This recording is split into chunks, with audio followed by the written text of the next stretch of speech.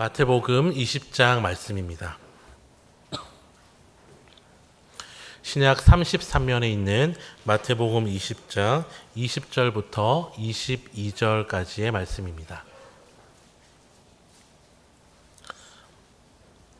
20절부터 22절을 저와 성도님들 한 절씩 교독하도록 하겠습니다. 제가 먼저 읽겠습니다. 그때 세베대의 아들의 어머니가 그 아들들을 데리고 예수께 와서 절하며 무엇을 구하니? 무엇을 원하느냐? 이르되 나의 이 두 아들을 주의 나라에서 하나는 주의 우편에 하나는 주의 좌편에 앉게. 함께 읽겠습니다. 예수께서 대답하여 이르시되 너희는 너희가 구하는 것을 알지 못하는도다. 내가 마시려는 잔을 너희가 마실 수 있느냐? 그들이 말하되 할 수 있나이다. 아멘. 장로님 기도하신 것처럼 우리 담임 목사님께서는 지난주에 동생분 사역하시는 선교지에 잘 도착하셔서 재충전하는 시간을 가지고 계십니다. 이 무소식이 희소식이라고 갑작스레 서로 연락할 일 없이 잘 지낼 수 있도록 우리 성도님들 기도해 주시기 바랍니다. 저는 오늘 이 자리가 부담스럽기도 하지만 참 좋습니다. 왜냐하면 1부도 그렇고 2부도 그렇고 VIP석에서 우리 찬양대의 찬양을 들을 수 있어서 참 좋고, 그리고 또한 주로 제가 예배를 드릴 때 1부에는 방송실에서, 2부에는 영화부에서, 그리고 점심시간과 오후 시간에는 청년부에서 시간을 보내다 보니 우리 성도님들을 잘 뵙지를 못합니다. 그래서 지나치시면서 만나는 성도님들이 저에게 제일 많이 하시는 말씀이 박 목사님, 나는 우리 교회 떠난 줄 알았다고. 네, 그 얘기를 참 많이 하십니다. 그래서 제가 어떻게 해야 하나 고민하고 있던 차에 오늘 이렇게 한꺼번에 우리 성도님들께 인사드릴 수 있어서 참 좋고, 그리고 말씀을 함께 나눌 수 있어서 너무 큰 기쁨입니다. 우리가 함께 말씀 듣기 전에 앞뒤 좌우에 계신 성도님들과 눈 마주치시면서 함께 예배함이 기쁨입니다 라고 고백하겠습니다. 함께 예배함이 기쁨입니다. 아멘. 미국의 하버드 대학의 교수였던 조지 산티아고라는 교수는 길을 떠나기 전에 여행자는 여행에서 달성할 목적과 동기를 가지고 있어야 한다라고 말했습니다. 우리의 인생이 기나긴 여행이라면 우리의 인생에서 목적은 과연 무엇이 되어야 할까요? 이 질문은 우리 모두에게 참 중요한 질문입니다. 우리의 인생의 목적이 무엇일까요? 모든 사람이 동의할 만한 인생의 목적이라는 것이 있을까요? 여러 대답을 우리가 할 수 있지만 가장 대중적이고 또 대표적인 인생의 목적이 있다면 그것은 바로 행복일 것입니다. 인생의 목적이 행복이 있다. 우리는 이 이야기 참 많이 들어보았습니다. 사람들은 행복하기 위하여서 저마다 자신에게 행복을 줄 수 있다고 생각하는 것을 추구하며 살아갑니다. 그 중에 대표적인 것이 바로 돈입니다. 우리 중에 돈을 싫어하는 분이 과연 있으실까요? 이 돈은 자본주의를 살아가는 우리에게 너무나 중요합니다. 이 돈이란 게 얼마나 강력한지 돈을 가지고 있는 것만으로도 우리는 설레게 됩니다. 여름철이 다가오면서 겨울옷을 정리하신 분들이 많을 텐데요. 이 겨울 외투를 드라이를 맡기려고 정리하다가 이렇게 안주머니를 뒤지다가 5만 원이 나오면 여러분들 기분이 어떻겠습니까? 이 5만 원을 보고 막 짜증이 나거나 아니면 기분이 우울해진다거나 아니면 못 볼 것을 본 것처럼 던져버리는 분은 아무도 없을 것입니다. 대부분 입가에 미소가 저절로 지어지고 아싸라는 말이 절로 입에서 튀어나옵니다. 왜냐하면 돈은 내가 원하는 것을 가질 수 있게 해주는 강력한 수단이기 때문입니다. 그래서 우리는 돈을 참 좋아합니다. 이 돈, 성경은 돈에 대해서 과연 어떻게 말하고 있을까요? 희망적이게도 구약을 보면 하나님을 잘 믿어서 부자가 된 사람이 참 많습니다. 아브라함, 야곱, 요셉과 같은 사람뿐만 아니라 다윗이나 솔로몬과 같이 많은 성경의 인물들은 부자였습니다. 하나님을 잘 믿기도 하고 부도 누리던 사람이었습니다. 그런데 우리를 불편하게 하는 것 혹은 외면하고 싶은 또 하나의 사실은 신약을 살펴보면 예수님을 잘 믿은 사람들 중에서 소위 부자는 아무도 없다는 것입니다. 예수님마저도 오늘날 우리의 기준으로 본다면 노숙자와 크게 다를 바 없는 삶을 사셨습니다. 이런 구약과 신약의 사실들을 놓고 보았을 때에 돈이란 것이 우리의 삶에 참 중요한 것이지만 돈을 추구하는 삶이 우리의 삶의 목적이 될 수 없음을 분명히 보여줍니다. 그렇다면 힘이나 권력은 어떠할까요? 사람은 돈만큼이나 힘을 추구합니다. 목사님, 저는 별로 그다지 힘에는 관심이 없습니다 라는 분이 있을 수 있습니다. 하지만 우리 중에 누군가가 직장에서 승진한다면, 누군가가 더 많은 힘과 높은 지위를 가질 때에 우리는 축하해 줍니다. 하지만 반대의 경우에 그것을 축하하지는 않습니다. 왜냐하면 힘은 가질수록 좋은 것이고 지위는 높을수록 유익이라는 것이 우리 안에 이미 깊숙이 자리 잡고 있기 때문입니다. 이러한 생각은 우리만의 생각은 아니었습니다. 오늘 함께 읽은 본문 말씀에도 자식의 행복을 간절하게 바랬던 어머니의 이야기가 등장합니다. 예수님께서 갈릴리를 출발하셔서 당시의 모든 것의 중심지였던 예루살렘으로 제자들과 함께 길을 떠나시며 그 길의 여정 가운데 많은 이적과 능력을 보이셨습니다. 예루살렘에 거의 도착할 즈음에는 예수님의 인기는 하늘을 찌를 듯 높았습니다. 사람들 대부분은 이제 예수님께서 예루살렘으로 들어가시기만 하면 자신들을 압제하는 로마 군대를 물리치시고 왕권을 회복하실 것을 기대했습니다. 그런 상황 가운데 예수님의 제자 중 하나였던 세베대의 어머니가 예수님을 찾아온 것입니다. 21절 말씀을 우리가 다시 한번 읽겠습니다. 예수께서 이르시되 무엇을 원하느냐? 이르되 나의 이 두 아들을 주의 나라에서 하나는 주의 우편에 하나는 주의 좌편에 앉게 명하소서. 이 어머니는 예수님을 향하여서 힘을 요청했습니다. 이제 예루살렘에 가셔서 왕이 되시거든 예수님을 여기까지 묵묵히 잘 따라왔던 자신의 두 자녀에게 하나는 주의 우편에 하나는 주의 좌편에 앉게 해달라고 간청한 것입니다. 자식의 행복을 누구보다 바라는 건 어머니이기에 자신의 자녀가 힘을 가져서 그것이 행복의 길이라 굳게 믿고 많은 사람을 해치고 예수님 앞에 나와 간청한 것입니다. 이걸 보면 우리나라 엄마들도 참 대단하지만 예수님 당시의 어머니도 자식 문제에 있어서는 참 별반 다르지 않다라는 생각이 절로 듭니다. 이 어머니의 간절한 요청에 예수님께서는 어떻게 대답하셨을까요? 22절의 앞부분을 함께 읽겠습니다. 예수께서 대답하여 이르시되 너희는 너희가 구하는 것을 알지 못하는도다. 예수님은 너희가 너희의 구하는 것을 알지 못해 라는 의외의 대답을 하십니다. 이 말은 무언가 단단히 너희가 오해를 하고 있어 라고 말하시는 것입니다. 너희는 행복을 위하여서 힘을 구하지만 내가 너의 자녀에게 줄 수 있는 것은 그런 것이 아니다 라는 것입니다. 오히려 예수님은 이 뒤의 말씀에 내가 마시려는 잔을 너희가 마실 수 있겠느냐 라며 반문하십니다. 사람들은 예루살렘으로 향하는 예수님을 보면서 예수님이 가져다 줄 부와 명예들을 기대했지만 정작 예수님의 목적은 전혀 달랐던 것입니다. 예수님께서 마시려던 그 잔은 무엇일까요? 그리고 예수님을 따르던 자들에게 예수님께서 원하시던 것은 무엇이었을까요? 마가복음 8장 34절을 함께 읽겠습니다. 무리와 제자들을 불러 이르시되 누구든지 나를 따라오려거든 자기를 부인하고 자기 십자가를 지고 나를 따를 것이니라. 아멘. 예수님께서 마시고자 하는 잔은 왕의 면류관이 아니라 죄인의 십자가였습니다. 자신을 따르려 하는 자들에게도 자기를 부인하고 자기 십자가를 지고 나를 따르라고 말씀하십니다.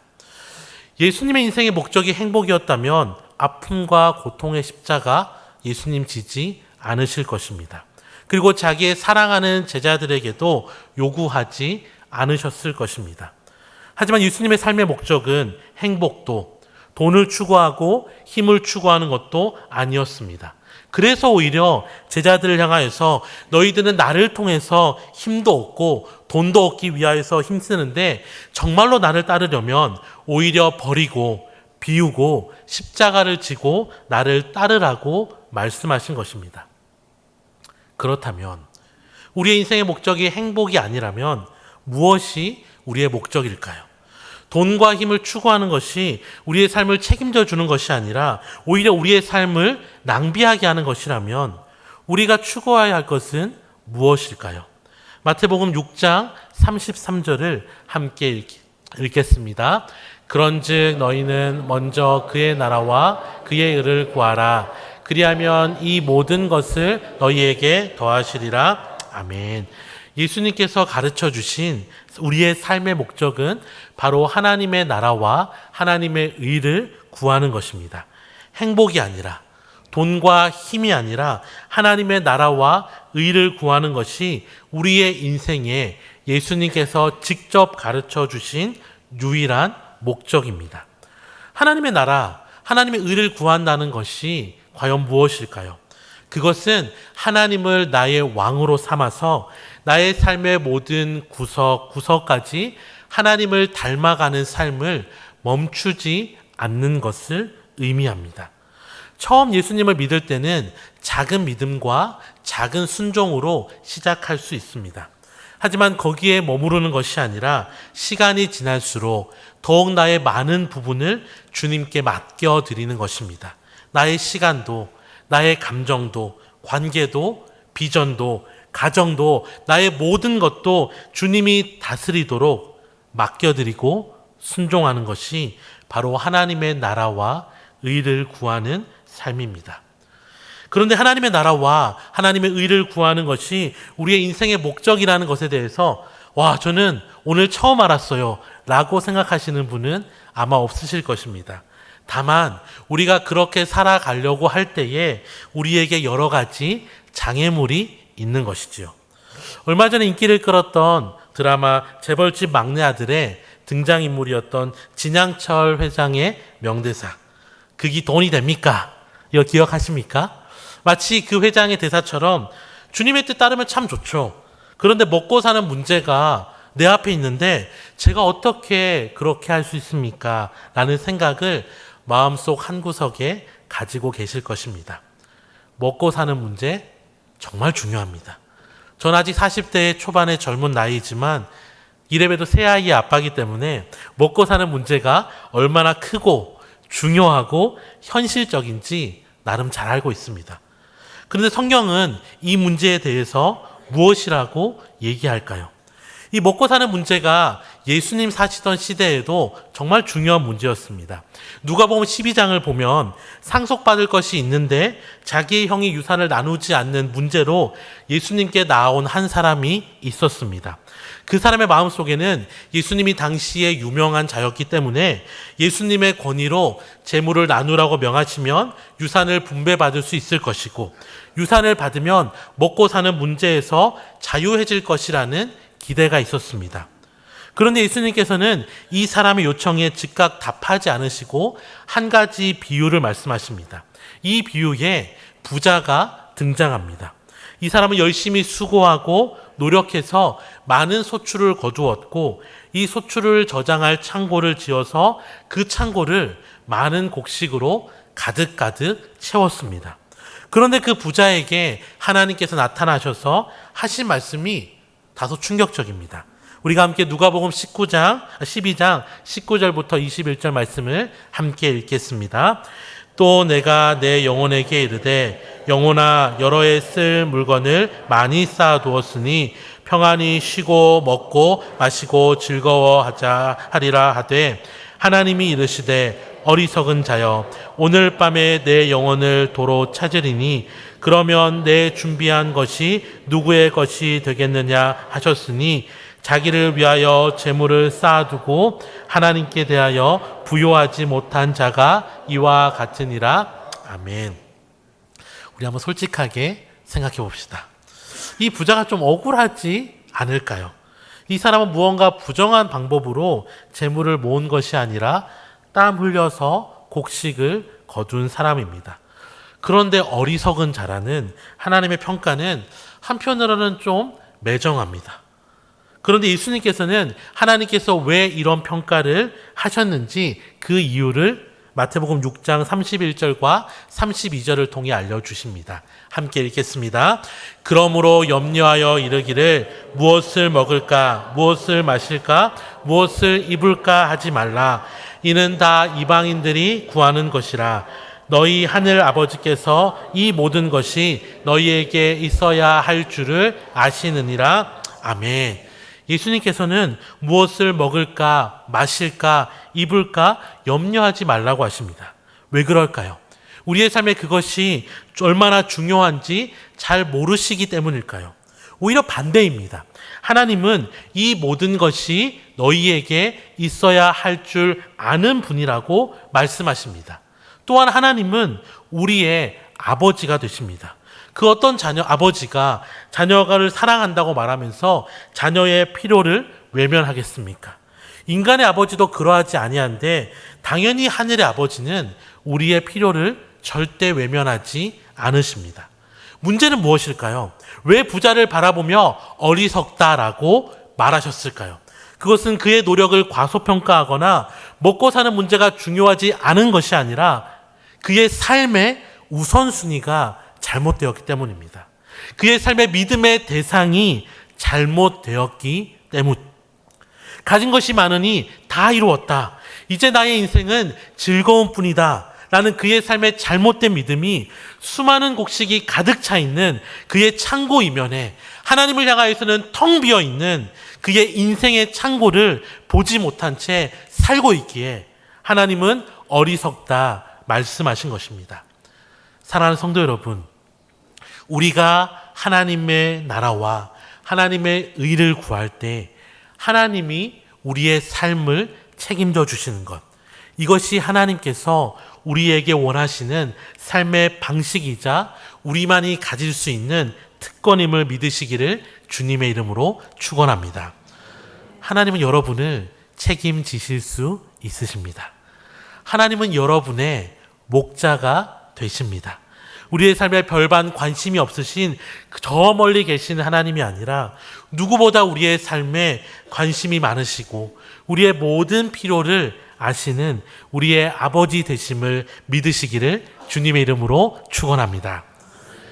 이 먹고 사는 문제 말고도 또 우리에게는 다른 장애물이 있습니다. 그것은 너무 바쁘다는 것입니다. 목사님, 저도 예전에는 교회 생활 열심히 한 때가 있었습니다. 그런데 너무 바쁩니다. 주님을 위해 살고 싶지만 해야 할 일이 너무 많습니다. 라는 마음도 있을 것입니다. 이 역시 맞습니다. 현대인의 삶 정말로 바쁩니다. 저희 청년들만 봐도 얼마나 바쁘게 살아가는지 모릅니다. 대부분의 사람들이 농사를 짓고 살아가던 옛날에는 농번기에는 좀 바쁘지만 농한기에는 너무너무 한가하여서 이것도 하고 저것도 할 수 있었습니다. 저희 아버지가 시골에서 목회하시던 30년 전만 해도 농한기에는 5일이 아니라 50일 연속 집회를 해도 성도님들이 거의 다 참여하셨습니다. 하지만 요새는 얼마나 바쁜지 돌아서면 수북히 쌓이는 빨래처럼 천해도 끝없이 새로 생기는 업무처럼 참 많이 바쁩니다. 그래서 이제는 교회에 시간을 많이 투자하여서 헌신하는 그것만이 곧 하나님을 위해 살아가는 것이라는 공식이 무조건 정답이 될 수는 없습니다. 하지만 저는 중요한 질문을 하나 던지고 싶습니다. 혹시 우리의 바쁨 때문에 바쁘다 말하면서 자연스럽게 하나님과 멀어지고 있지는 않으십니까?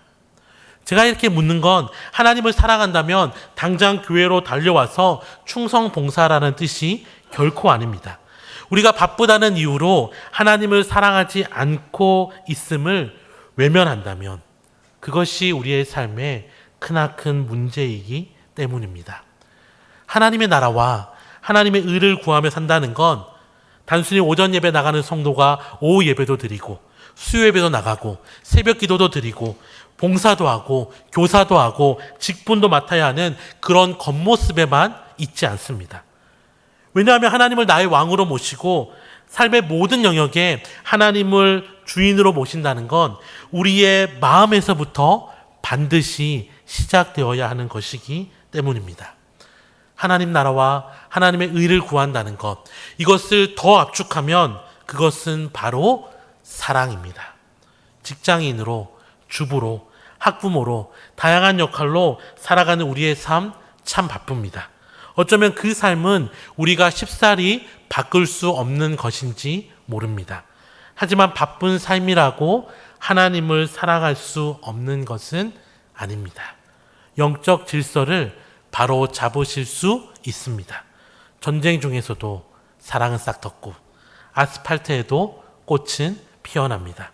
우리가 바쁜 삶 뒤에 숨어서 할 수 없다고 핑계하지 않고 그럼에도 불구하고 우리의 삶의 자리에서 하나님을 사랑하기 시작할 때에 하나님은 시끄럽고 바쁘고 힘들고 분주한 우리의 삶 가운데 평안을 꽃피워 주실 것입니다.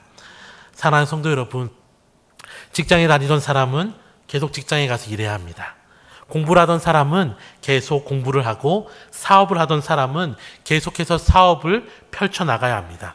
하나님을 사랑한다고 말하며 직장을 내려놓고 교회에 와서 살아야 하는 것은 아닙니다. 대신에 하나님을 사랑하면 일터가 하나님을 드러내는 무대가 될 줄 믿으시길 바랍니다. 우리의 가정이 하나님을 드러내는 장소가 되며 이웃과의 만남이 하나님을 드러내는 사역이 될 줄 믿으시길 바랍니다. 바쁨 뒤에 숨어서 하나님 사랑하기를 멈추지 마십시오. 하나님을 사랑하는 것은 우리의 삶에 짐을 하나 더 지는 것이야 라고 막연한 두려움과 거짓말에 속아서 망설이지 마십시오. 우리의 삶의 문제는 너무 바쁘기 때문이 아니라 하나님을 사랑하지 않는 데에서 시작합니다. 하나님을 사랑하는 것은 우리의 인생의 목적이면서 또한 축복입니다. 하나님만이 우리가 그토록 세상에서 갈구하던 평안과 쉼을 줄 수 있는 분이십니다. 나의 사랑하는 자들이 나의 사랑을 입으며 나를 간절히 찾는 자가 나를 만날 것이라는 잠언 8장 17절의 약속이 우리 성도님들의 삶에 온전히 응답되어지기를 주님의 이름으로 축원합니다. 이제 영상을 하나 보려고 합니다. 깎여지는 삶이라는 제목의 영상입니다. 이 영상이 좀 길기도 하고 또 외국 배우들이 나오는 것이라서 이것을 좀 보여드리는 것이 적절할까 고민을 많이 했습니다. 하지만 지금까지의 설교를 다 잊어버리시고 이 영상만 기억하셔도 오늘 제 역할은 다 한 것이라는 확신이 있는 그런 영상입니다. 대신 제가 자막도 좀 잘 보이도록 크게 만들고 대사도 좀 더 이해하기 쉽게 많이 다듬고 영상의 길이도 한 4분의 1 정도 줄인다고 주중에 고생을 좀 했습니다. 이 영상을 보시면서 하나님의 나라와 의를 구하는 한 사람의 기도에 하나님께서 어떻게 응답하는지 살펴보는 시간을 가지겠습니다.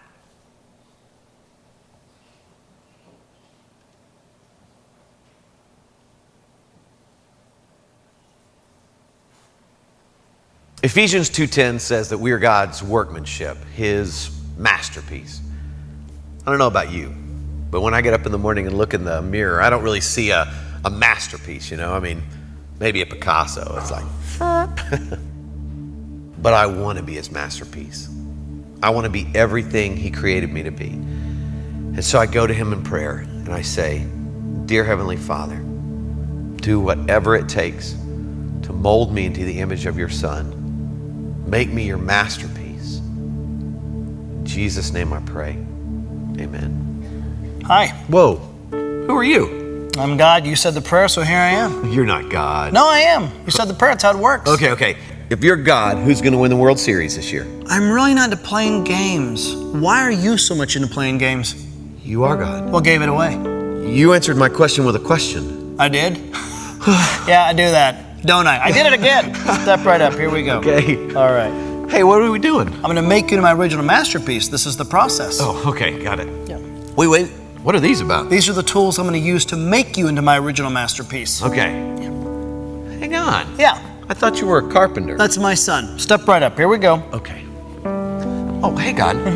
How do you know what to chisel away and what to leave?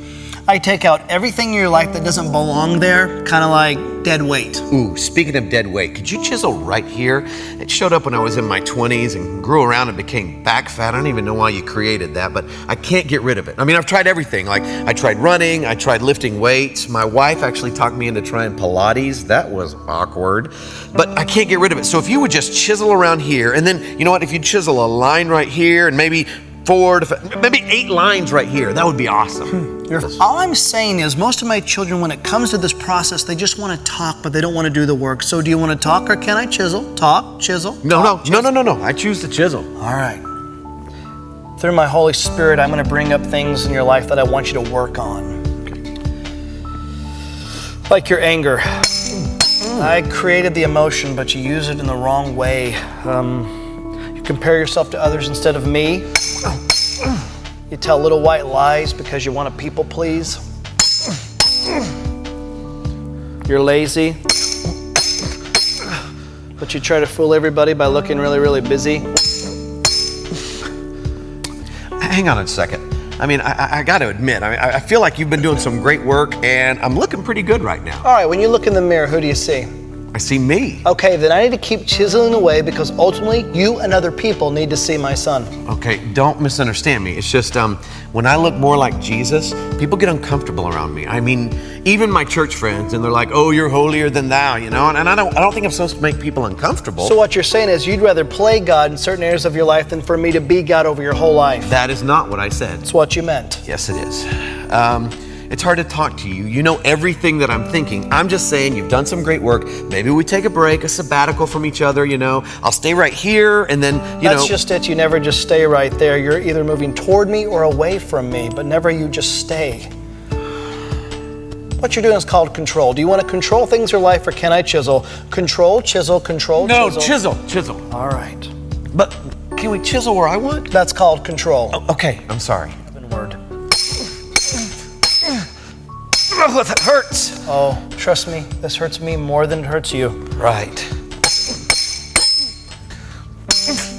Okay. I'm sorry. I don't think you understand this pain. Pardon me? You're asking me to sacrifice a lot, God. Don't talk to me about sacrifice. I know all about sacrifice. I sent my son to die on the cross for pain, for sin, but I also did it for another reason, to give you freedom. Okay, but I was thinking. Your thoughts are not my thoughts. Okay, but if we went another way. Your ways are not my ways. Oh, I can't. You can't what? I can't be good. That's your excuse. That's your excuse, is that you can't be good. It's not an excuse. I can't. Oh, my child. In the beginning, I said it was good. I made you good. Be good. Yeah, but you and I both. What? Nothing. No, what is it? Nothing, okay? You wouldn't understand. I, God of all the universe, wouldn't understand something one of my children has to say. Try me. It's just, I let you down so many times, God. No, my child.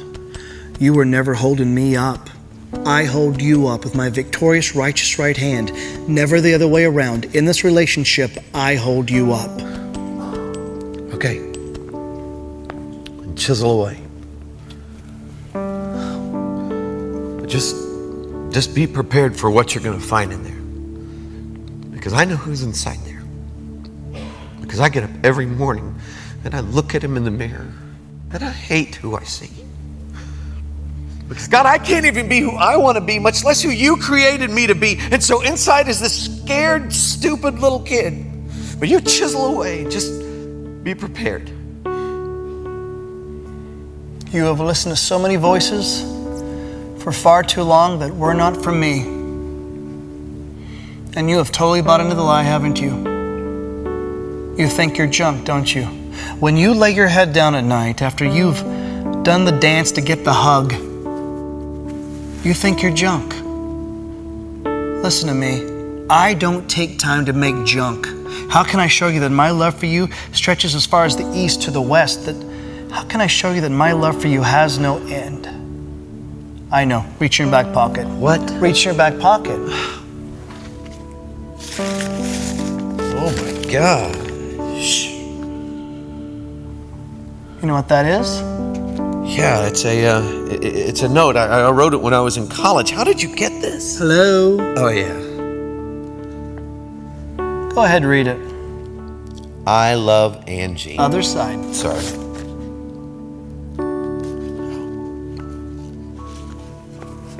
Dear God, did I hear you right today? Did I hear you say that you love me? Even though you and I both know I've messed up so many times. Did I hear you say you want to use me? And I feel so useless.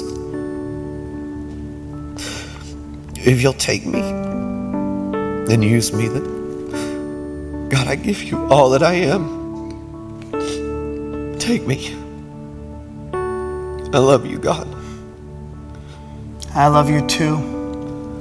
And I love you too much just to leave you where you're at. This salvation that you hold, I don't want it to be some sentimental gush or some head knowledge. I want you to work it out in every detail of your life.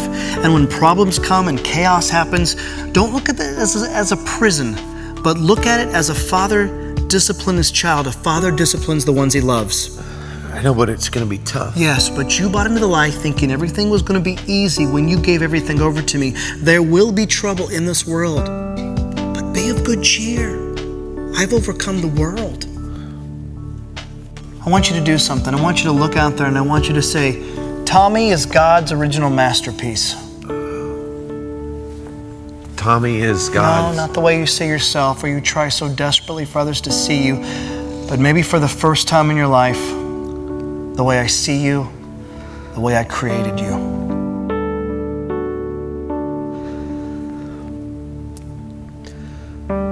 Tommy is God's original masterpiece. Yes, you are.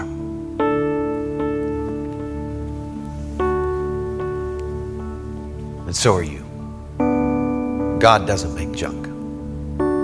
You are an original masterpiece.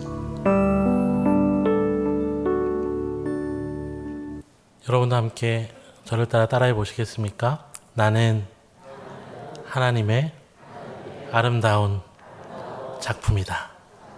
다시 한번 우리를 그렇게 만들어 가실 하나님을 신뢰하며 한 번 더 고백합시다. 나는 하나님의 아름다운 작품이다. 아멘. 영국을 대표하던 목사였던 마틴 로이드 존스 목사님은 그리스도인들은 더 나은 사람이 되는 것이 아니라 그분 안에 거하는 것이다 라고 말했습니다. 하나님은 하나님을 떠나 이룬 그 어떤 것도 관심이 없으십니다. 돈도 힘도 그 어떤 것도 하나님은 필요 없으십니다. 다만 하나님의 간절한 바람은 딱 하나, 하나님의 사랑이 우리의 마음을 열어서 하나님과 교제하기 시작하는 것. 그것이 하나님이 우리를 향하신 헤아릴 수 없는 놀라운 뜻입니다. 나를 사랑하신 하나님께 나도 사랑으로 화답하는 것.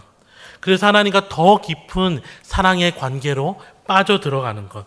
그분의 손길이 나의 삶의 모든 부분을 빚어 가실 수 있도록 끊임없이 나를 내어드리는 것. 그것이 우리의 유일하고 고귀한 인생의 목적입니다. 사랑하는 성도 여러분, 우리가 하나님을 붙잡는 것이 아니라 하나님이 결코 우리를 놓치지 않고 붙들고 계심을 믿으시길 바랍니다. 지금까지 우리의 모습이 어떻던지 간에 하나님은 우리를 향한 소망과 사랑을 여전히 포기하지 않으십니다. 우리의 형편과 처지와 나이와 재산과 외모와 능력과 상관없이 하나님 우리를 사랑하시고 붙들어 주셔서 내가 너를 기억고 아름다운 작품으로 만들겠다고 약속하십니다. 세상에서는 우리의 역할은 정년이 있습니다. 정년이 지나면 더 이상 그 역할에 우리의 시간과 에너지를 쓰지 않아도 괜찮습니다. 하지만 우리의 신앙에는, 우리의 사랑에는 정년이 없습니다. 노사도였던 바울이 그의 인생의 말미에 자신의 소원과 바램을 성도들에게 이야기하였는데 그것이 빌립보서 3장 12절부터 14절까지의 고백입니다. 함께 읽겠습니다. 내가 이미 얻었다함도 아니요 온전히 이루었다함도 아니라 오직 내가 그리스도 예수께 잡힌 바 된 그것을 잡으려고 달려가노라. 형제들아, 나는 아직 내가 잡은 줄로 여기지 아니하고 오직 한 일, 즉 뒤에 있는 것은 잊어버리고 앞에 있는 것을 잡으려고 표대를 향하여 그리스도 예수 안에서 하나님이 위에서 부르신 부름의 상을 위하여 달려가노라. 아멘. 평생을 거쳐서 온 열방을 돌아다니며 이미 충분하다고 여겨질 만큼 자신의 삶을 하나님께 드렸던 바울은 그의 생의 마지막 순간에도 여전히 뒤에 있는 것은 잊어버리고 앞에 있는 것을 잡으려고 표대를 향하여서 나는 달려간다는 고백을 우리에게 남겼습니다. 오늘 누가 이 바울의 뒤를 따라 걸어가시겠습니까? 지난주 담임 목사님께서 부목사들 설교할 때에 아멘 많이 해달라는 것 기억하십니까? 지금이 바로 이제 그때입니다. 이제 4가지 질문을 여러분께 드리고 오늘 말씀을 마무리할 텐데요. 마치 예수님을 처음 믿기로 작정하고 세례 문잡을 할 때처럼 진지하고 엄숙한 마음으로 저의 질문에 아멘으로 화답하여 주시면 감사하겠습니다. 하나님을 대신하여서 성도 여러분들께 질문하겠습니다. 세상의 소리를 뒤로하고 십자가를 지고 나를 따르라는 예수님의 물음에 예 주님, 그것이 나의 평생의 소원입니다 라고 대답하시겠습니까? 먹고 사는 문제 때문에, 바쁨 때문에 놓아버렸던 하나님과의 관계를 회복하기 위하여서 다시 사랑하기로 결정하시겠습니까? 이 길을 걷는 것이 때로는 힘들고 어렵지만 주님 저에게 새 힘을 주십시오라고 다시 한번 결단하며 전진하시겠습니까? 마지막 질문입니다. 바울의 고백을 나의 고백으로 삼아 주님과 함께 이 인생의 여정의 마지막 순간까지 사랑과 충성으로 살아가겠노라고 고백하시겠습니까? 바라기는 이 자리에 계신 모든 성도님들이 함께 입술로 고백한 것처럼 우리의 삶에서 평생토록 하나님의 이 질문에 아멘이라고 대답하며 살아가는 복된 인생이 되시기를 주님의 이름으로 축원합니다.